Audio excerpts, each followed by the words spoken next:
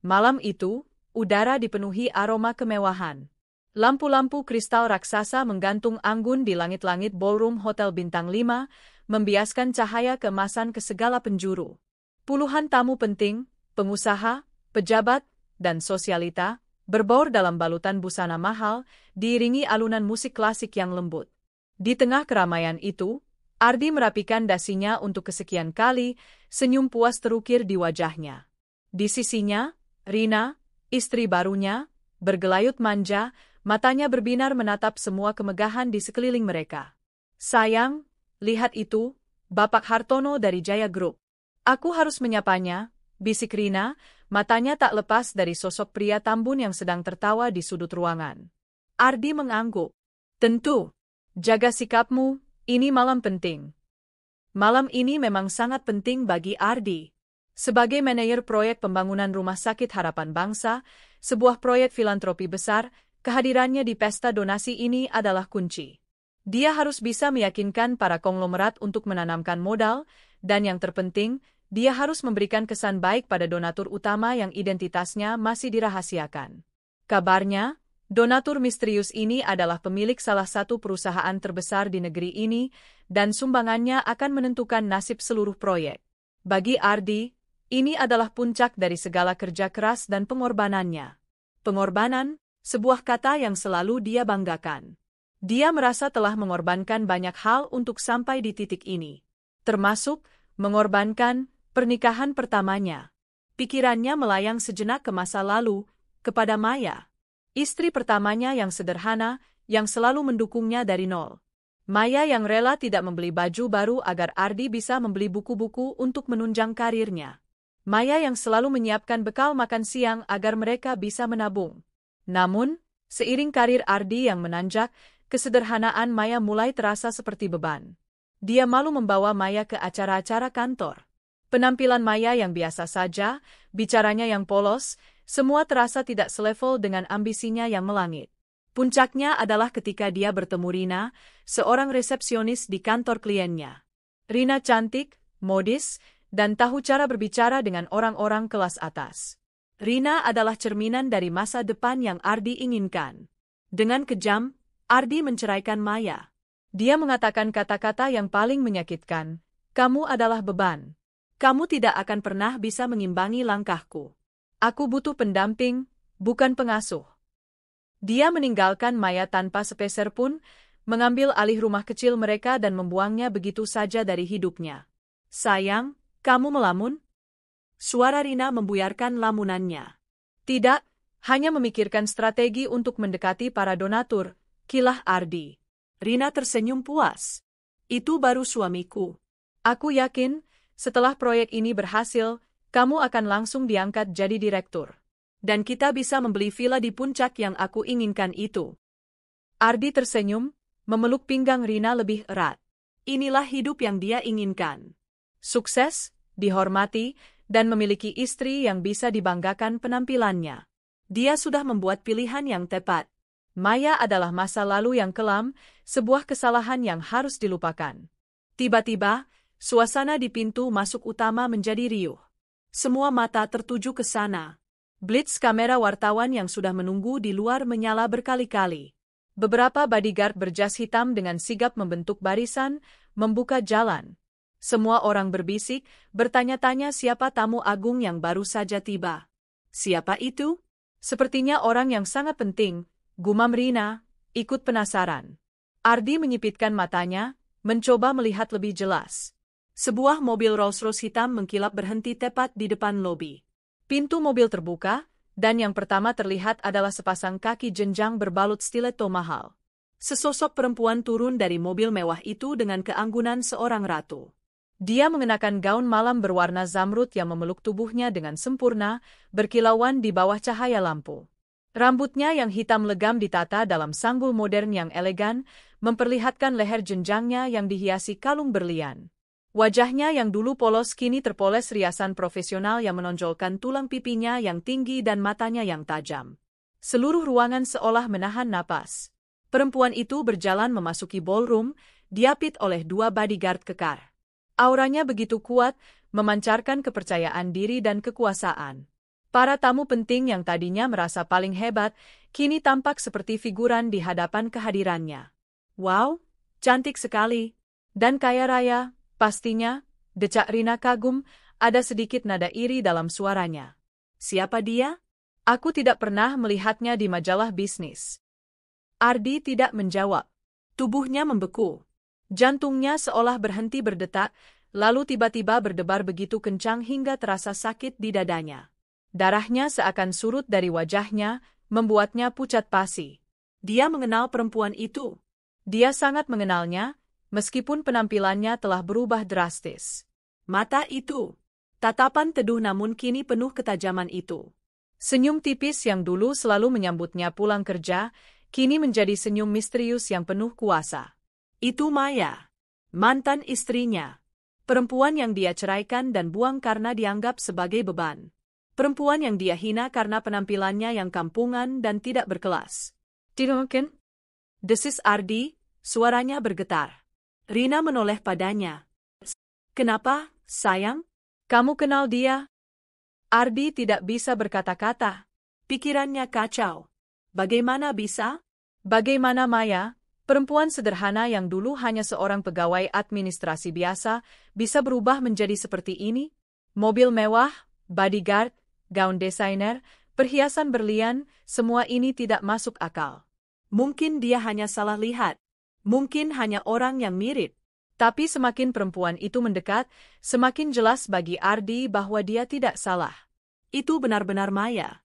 Dia berjalan melewati mereka, dan untuk sepersekian detik, mata mereka bertemu. Ardi melihat kilat pengenalan di mata Maya, namun tidak ada kehangatan di sana. Hanya tatapan dingin yang menusuk, seolah melihat orang asing yang tidak berarti.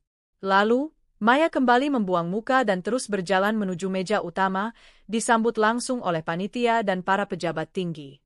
Ardi merasa kakinya lemas. Keringat dingin mulai membasahi pelipisnya. Rina yang melihat perubahan drastis pada suaminya menjadi bingung dan sedikit kesal. Ardi, kamu kenapa sih? Kamu kelihatan seperti habis melihat hantu, tegur Rina. Siapa perempuan itu?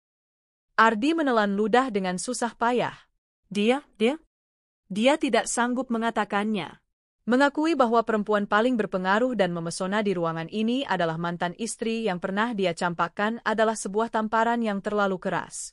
Flashback perceraian mereka berkelebat di benaknya. Dia ingat betul bagaimana Maya menangis, memohon agar Ardi tidak meninggalkannya.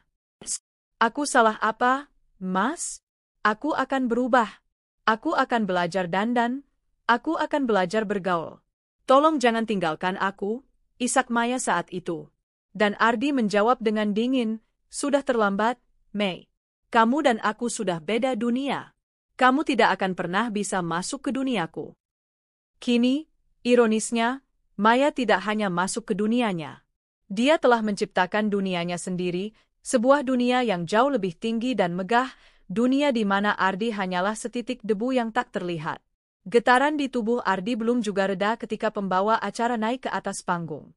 Suasana yang tadinya riuh dengan bisik-bisik kini menjadi hening, semua perhatian tertuju ke depan. Selamat malam, bapak-bapak, ibu-ibu, para dermawan yang kami hormati, sapa pembawa acara dengan suara yang hangat. Malam ini adalah malam yang sangat istimewa. Malam di mana kita berkumpul untuk satu tujuan mulia, yaitu mewujudkan berdirinya Rumah Sakit Harapan Bangsa. Proyek ini tidak akan mungkin berjalan tanpa dukungan Anda semua, dan terutama, tanpa kemurahan hati dari donatur utama kita. Jantung Ardi berdebar semakin kencang. Inilah saat yang ditunggu-tunggu. Dia harus tahu siapa orang di balik dana raksasa yang akan menjadi penentu karirnya. Pembawa acara tersenyum lebar. Dengan penuh rasa hormat dan bangga, mari kita sambut donatur utama kita, seorang visioner yang tidak hanya sukses membangun kerajaan bisnisnya, tetapi juga memiliki hati yang luar biasa untuk sesama. Beliau adalah CEO sekaligus pendiri dari Lestari Global Group, Ibu Maya Lestari.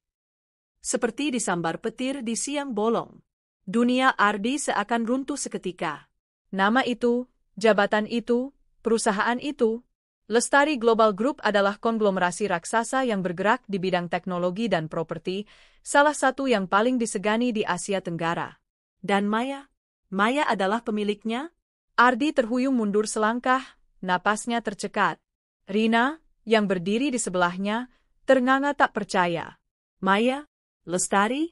Jadi perempuan tadi itu? Tanya Rina dengan suara terbata-bata, menatap Ardi dengan pandangan penuh tanya. Ardi hanya bisa mengangguk lemah. Wajahnya pucat seperti mayat. Semua kepingan puzzle kini menyatu dengan cara yang paling mengerikan. Donatur misterius yang dia puja-puja, yang nasibnya bergantung padanya, adalah perempuan yang sama yang pernah dia injak-injak harga dirinya.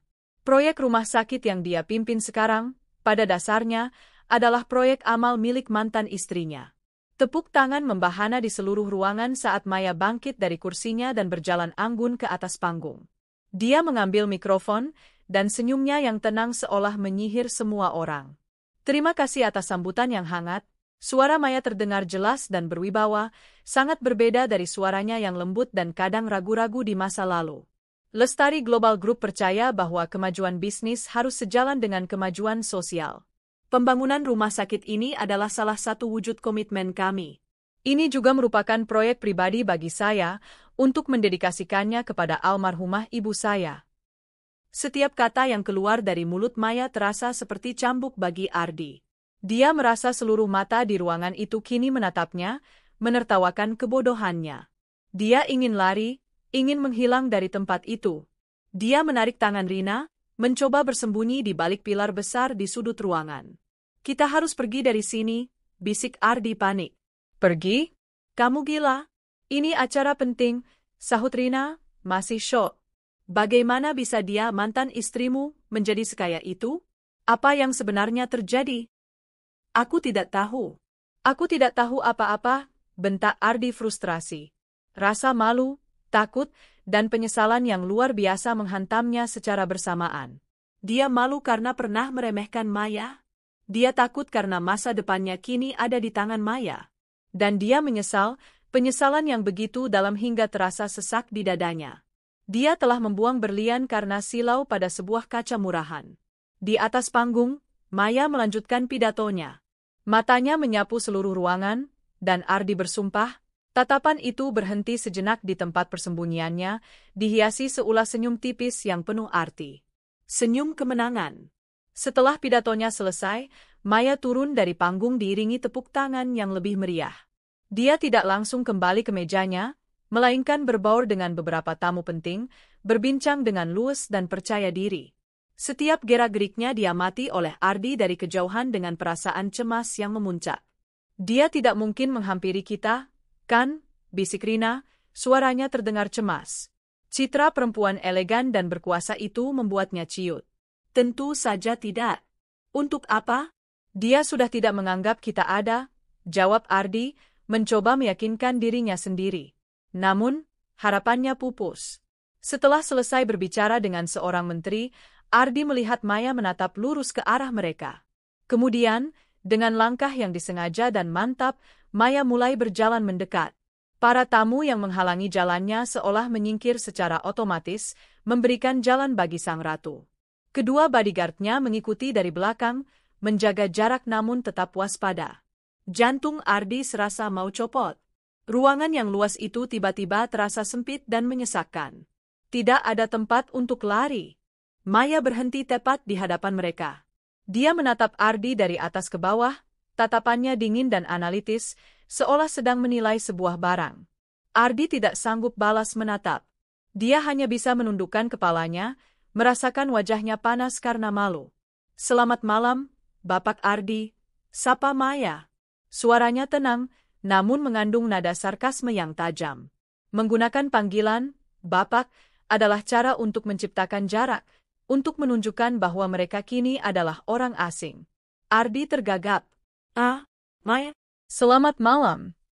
Saya dengar, Anda yang memimpin proyek rumah sakit ini, lanjut Maya, tanpa basa-basi. Sebuah kebetulan yang sangat menarik, bukan? Ardi hanya bisa mengangguk kaku. Maya kemudian mengalihkan pandangannya pada Rina, yang tampak salah tingkah. Dan Anda pasti Nyonya Ardi yang baru. Selamat. Ucapannya terdengar tulus, namun matanya berkata sebaliknya. Ada kilat cemooh di sana. Rina memaksakan seulas senyum. Terima kasih, Ibu Maya. Senang bertemu dengan Anda. Saya tidak menyangka. Tidak menyangka apa? Potong Maya cepat. Tidak menyangka perempuan kampungan yang dibuang oleh suami Anda kini bisa membiayai proyek yang menjadi tumpuan hidupnya. Kata-kata itu telah menghantam mereka berdua. Rina terdiam, wajahnya memerah. Ardi mengangkat kepalanya, menatap Maya dengan pandangan memohon. Maya, aku minta maaf, lirih Ardi. Maya tertawa kecil, tawa yang terdengar dingin dan tanpa humor. Minta maaf? Untuk apa? Karena telah membuang saya? Seharusnya saya yang berterima kasih.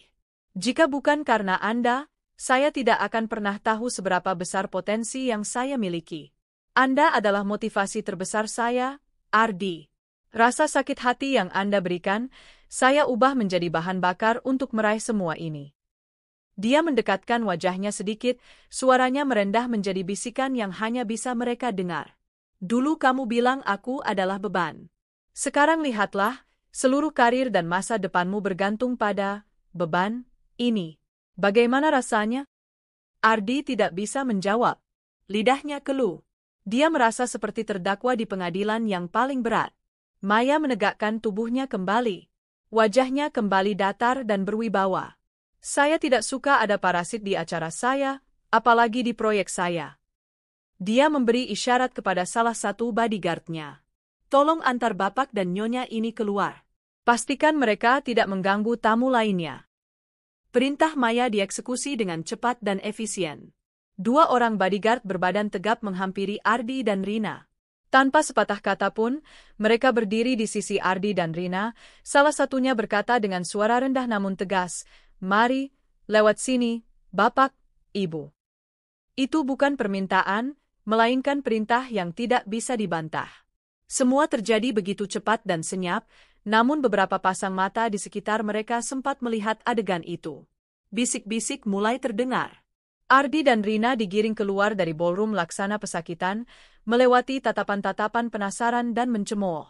Ini adalah penghinaan terbesar yang pernah Ardi alami sepanjang hidupnya. Wajahnya tertunduk dalam, tak berani menatap siapapun. Rina, di sisinya, berusaha menjaga harga dirinya dengan berjalan tegak, namun wajahnya yang pucat dan tangannya yang gemetar menunjukkan betapa terguncangnya dia. Begitu sampai di luar lobi hotel, pintu ditutup di belakang mereka. Gemerlap pesta kini terasa begitu jauh. Mereka terasingkan, berdiri di bawah temaram lampu jalan dengan perasaan hancur. Ini semua gara-gara kamu, pekit Rina, tak bisa lagi menahan amarahnya. Kenapa kamu tidak pernah bilang kalau mantan istrimu adalah orang sehebat itu? Kamu membuatku malu.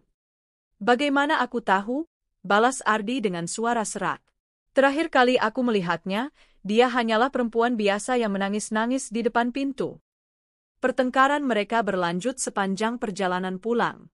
Mobil yang tadinya terasa sebagai simbol kesuksesan, kini terasa sempit dan pengap, penuh dengan tuduhan dan penyesalan. Keesokan paginya, mimpi buruk itu berlanjut. Pukul 9 pagi, telepon Ardi berdering. Nama bosnya tertera di layar. Dengan tangan gemetar, Ardi menjawabnya. Ardi, datang ke kantor saya sekarang, kata suara di seberang tanpa basa-basi. Sesampainya di kantor, Ardi tidak perlu menunggu lama untuk mengetahui nasibnya. Bosnya menatapnya dengan pandangan kecewa dan marah. Apa yang kamu lakukan semalam, Ardi? Pihak Lestari Global Group baru saja menelepon. Mereka secara spesifik meminta agar kamu dicabut dari posisi manajer proyek. Mereka bilang kamu memiliki konflik kepentingan personal dan telah menciptakan suasana tidak nyaman bagi donatur utama mereka. Ardi mencoba membela diri. Pak, itu hanya salah paham. Tidak ada yang salah paham, potong bosnya. Kita tidak bisa mengambil risiko kehilangan donatur sebesar mereka hanya karena masalah pribadimu. Demi menjaga hubungan baik, perusahaan memutuskan untuk memberhentikanmu. Efektif hari ini. Dunia Ardi serasa gelap. Dipecat. Kata itu berdengung di telinganya. Proyek impiannya, posisi yang dia perjuangkan mati-matian, semuanya lenyap dalam sekejap. Nasib Rina tidak lebih baik. Siang itu, dia juga dipanggil oleh atasannya. Perusahaan tempat Rina bekerja ternyata adalah salah satu vendor kecil yang mendapat kontrak dari anak perusahaan Lestari Global Group. Berita tentang insiden semalam rupanya menyebar cepat. Untuk membersihkan nama baik, perusahaan memutuskan untuk memecat Rina juga. Dalam waktu kurang dari 24 jam, kehidupan mapan yang mereka banggakan hancur berkeping-keping. Mereka berdua kehilangan pekerjaan, sumber penghasilan utama mereka. Cicilan mobil mewah, apartemen, dan tagihan kartu kredit yang menumpuk tiba-tiba menjadi monster yang siap menerkam. Kejatuhan mereka baru saja dimulai. Kehilangan pekerjaan hanyalah awal dari spiral kejatuhan Ardi dan Rina. Tanpa penghasilan, tumpukan tagihan mulai mencekik mereka. Awalnya, Ardi masih optimis bisa mendapatkan pekerjaan baru dengan pengalamannya. Namun, kabar tentang pemecatannya yang berhubungan dengan Lestari Global Group rupanya telah menyebar di kalangan industri.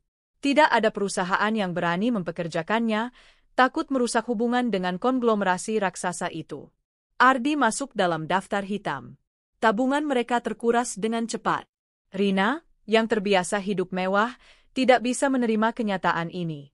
Pertengkaran menjadi menu sehari-hari di apartemen mereka. Kamu harusnya melakukan sesuatu. Kamu laki-laki, kan? Teriak Rina suatu hari di tengah tumpukan surat tagihan. Aku sudah mencoba. Tidak ada yang mau menerimaku, balas Ardi frustrasi. Ini juga karena kamu. Kalau saja kamu tidak mendorongku untuk menceraikan Maya dulu. Jadi sekarang kamu menyalahkanku? Dulu kamu yang bilang dia itu beban. Cinta yang didasari oleh materi dan status sosial menguap begitu saja ketika fondasinya runtuh. Mereka mulai menjual barang-barang berharga mereka. Jam tangan mewah, perhiasan Rina, bahkan perabotan di apartemen. Mobil mewah mereka ditarik oleh Liasing. Akhirnya, mereka tidak sanggup lagi membayar sewa apartemen dan diusir oleh pemiliknya. Dari apartemen mewah, mereka pindah ke kontrakan sempit di pinggir kota. Namun, tanpa pekerjaan, mereka pun tak sanggup membayarnya. Puncaknya, mereka benar-benar terusir ke jalanan, hanya dengan beberapa potong pakaian di dalam tas usang. Wajah Ardi yang dulu bersih dan angkuh kini kotor dan ditumbuhi janggut tak terurus. Rina yang dulu modis kini tampak kuyu dengan pakaian lusuh. Mereka menjadi gelandangan, tidur di emperan toko, dan makan dari belas kasihan orang atau sisa makanan dari tempat sampah. Setiap hari adalah perjuangan untuk bertahan hidup. Rasa lapar, dinginnya malam, dan tatapan hina dari orang-orang yang lalu lalang menjadi siksaan yang tak berkesudahan. Ardi, yang dulu memandang rendah orang miskin, kini menjadi bagian dari mereka. Dia merasakan sendiri bagaimana rasanya diabaikan, dianggap tidak ada. Ironisnya, di tengah penderitaan mereka, wajah Maya ada di mana-mana. Di billboard raksasa yang mengiklankan proyek properti baru, di sampul majalah bisnis, di berita televisi yang melaporkan kegiatan filantropinya. Wajahnya yang tersenyum penuh percaya diri menjadi pengingat abadi akan apa yang telah Ardi sia-siakan dan hancurkan. Setiap kali melihat wajah Maya, Ardi merasakan tusukan penyesalan yang begitu dalam, sebuah luka yang tidak akan pernah sembuh. Dia dan Rina telah membayar harga yang sangat mahal untuk kesombongan dan pengkhianatan mereka. Sementara Ardi dan Rina meratapi nasib mereka di sudut jalan yang kotor, Maya Lestari sedang memimpin rapat dewan direksi di lantai tertinggi gedung pencakar langit miliknya. Dari jendela kaca raksasa di ruang rapat, seluruh kota terhampar di bawahnya, tampak kecil dan sibuk. Setelah perceraian yang menghancurkan hatinya, Maya memang sempat terpuruk. Namun, di titik terendahnya, dia memutuskan untuk bangkit. Kata-kata hinaan Ardi justru menjadi pemicunya. Dia sadar, dia tidak bisa terus menangisi pria yang tidak menghargainya. Dia harus membuktikan bahwa dirinya berharga. Dia memulai bisnis kecil dari sisa tabungan pribadinya, sebuah ide platform digital yang pernah dia utarakan pada Ardi namun hanya ditertawakan. Dengan kerja keras, ketekunan, dan kecerdasan yang selama ini terpendam, bisnisnya berkembang pesat. Seorang investor melihat potensinya yang luar biasa dan menyuntikkan dana besar. Dari sanalah Lestari Global Group lahir dan meroket, melampaui semua ekspektasi. Maya tidak pernah melupakan rasa sakitnya, namun dia tidak membiarkan dendam menguasai dirinya. Dia mengubahnya menjadi kekuatan. Dia menjadi pemimpin yang tegas namun adil, dihormati oleh kawan maupun lawan bisnisnya. Progres pembangunan Rumah Sakit Harapan Bangsa sudah mencapai 40%, lapor seorang direktur, menampilkan slide presentasi di layar besar. Tim manajer proyek yang baru bekerja sangat efisien, Bu. Maya mengangguk puas. Bagus. Pastikan semuanya berjalan sesuai jadwal dan dengan kualitas terbaik. Tidak ada toleransi untuk kesalahan. Setelah rapat selesai, Maya berdiri di depan jendela, menatap kota di bawahnya. Dia bukan lagi Maya yang rapuh dan penurut. Dia adalah seorang ratu yang membangun singgasananya sendiri dari puing-puing kehancuran hatinya. Kekuasaan yang dimilikinya memberinya kemampuan untuk mengubah banyak hal, termasuk nasib orang lain. Malam itu, dalam perjalanan pulang, mobil Rolls-Royce-nya berhenti sejenak di lampu merah. Di bawah cahaya lampu jalan, Maya melihat dua sosok gelandangan yang sedang meringkuk di trotoar, berbagi sepotong roti. Sesuatu dari postur tubuh mereka terasa familiar. Dia menyipitkan matanya. Jantungnya berdesir sejenak saat dia mengenali mereka. Ardi dan Rina. Mereka tampak begitu kotor, kurus, dan menyedihkan. Jauh sekali dari pasangan angkuh yang dia temui di pesta malam itu. Asistennya yang duduk di depan bertanya, "Ada apa, Bu?" Maya terdiam sejenak, tatapannya terpaku pada dua sosok itu. Ada secercah rasa iba, namun dengan cepat tergantikan oleh kesadaran bahwa ini adalah buah dari perbuatan mereka sendiri. Karma tidak pernah salah alamat. Nasib mereka adalah konsekuensi dari pilihan yang mereka buat. Dia sudah menutup bab itu dalam hidupnya. Dia telah memaafkan, bukan untuk mereka, tetapi untuk dirinya sendiri, agar bisa melangkah maju tanpa beban. "Tidak ada apa-apa," jawab Maya dengan suara tenang. "Jalan saja." Mobil mewah itu kembali melaju dengan mulus, meninggalkan persimpangan, meninggalkan dua sosok dari masa lalunya dalam kegelapan malam. Maya Lestari, sang ratu, terus melaju menuju masa depannya yang cemerlang, sementara mereka yang pernah mengkhianatinya harus selamanya hidup dalam bayang-bayang penyesalan. 5 tahun kemudian, Rumah Sakit Harapan Bangsa berdiri megah di jantung kota. Bukan lagi sekadar bangunan, melainkan sebuah simbol harapan yang sesungguhnya. Dengan fasilitas canggih dan program bantuan bagi masyarakat tidak mampu, rumah sakit itu telah menyelamatkan ribuan nyawa. Di salah satu dinding lobi utama, terukir plakat marmer, didedikasikan untuk semua ibu yang berjuang dalam diam. Maya Lestari. Maya kini lebih sering menghabiskan waktunya untuk kegiatan yayasan. Kerajaan bisnisnya sudah berjalan stabil di tangan orang-orang kepercayaannya. Hari itu, ia mengunjungi bangsal anak-anak di rumah sakit. Tawa riang anak-anak menyambutnya. Ia duduk di tepi ranjang seorang gadis kecil yang sedang menggambar, membantunya mewarnai gambar. Matahari. Di momen-momen seperti inilah ia menemukan kedamaian sejati. Kebahagiaannya tidak lagi diukur dari kesuksesan bisnis atau pembalasan dendam, melainkan dari senyum tulus yang bisa ia ciptakan. Sementara itu, di sudut lain kota yang terlupakan, seorang pria kurus dengan tatapan kosong menyapu halaman sebuah ruko. Itu Ardi. Setelah bertahun-tahun hidup di jalanan, Rina meninggalkannya begitu saja, kabur dengan seorang sopir truk. Ardi akhirnya mendapatkan pekerjaan sebagai pesuruh, upahnya hanya cukup untuk makan sekali sehari dan menyewa kamar sempit tanpa jendela. Setiap sore, dalam perjalanan pulangnya yang melelahkan, rutenya selalu melewati Rumah Sakit Harapan Bangsa. Dia akan berhenti sejenak dari kejauhan, menatap gedung megah itu dengan campuran penyesalan dan kekaguman.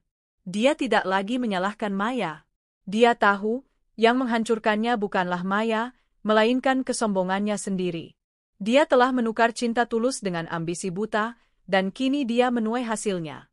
Suatu sore, saat sedang menatap gedung rumah sakit, sebuah mobil Rolls-Royce berhenti tak jauh darinya. Kaca jendela belakang turun, memperlihatkan sosok Maya yang menatap lurus ke depan, tidak melihatnya.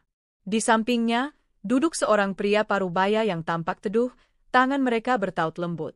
Maya tampak bahagia, senyumnya begitu lepas dan ringan. Mobil itu melaju pergi, meninggalkan Ardi sendirian dengan gemuruh penyesalan di dadanya. Dia akhirnya mengerti. Maya tidak pernah benar-benar pergi dari hidupnya. Bayangannya menjelma menjadi gedung harapan itu, menjadi pengingat abadi akan apa yang seharusnya bisa ia miliki jika ia memilih untuk menjadi pria yang lebih baik. Ardi membalikkan badan dan berjalan gontai menuju kamarnya yang gelap, sementara cahaya keemasan dari rumah sakit itu terus bersinar terang di belakangnya.